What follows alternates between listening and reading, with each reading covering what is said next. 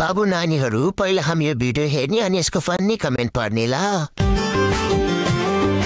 मायालु भनी बोलाउ भनी दोहोरो माया भा छैन कहाँ होला घर के होला थाहा नाम पनि पत्तो पा छैन ल सुरु गरौँ बुढी अर्कैको भए पनि रिस भने मलाई उठेको छ के भएको बिहे गरेको 13 वर्ष भयो तर मेरो बुढी मसँग यति साह्रो जुका जसरी तासेको छैन होइन होला के हो बुढो यो भिडियो हेरेर बेहोस होला अहिले मेरो त बुढी पनि यति साह्रो लपक्कै अङ्गालोमा बाँधिनन् मेरो बुढी यस्तो गर्यो भने उसैसँग जा भनिदिने हो हेरौला तेरो यो चोरीपुरी कति दिन टिक्छ म पनि हेरौला बुढोसम्म भिडियो पुग्यो कि पुगेन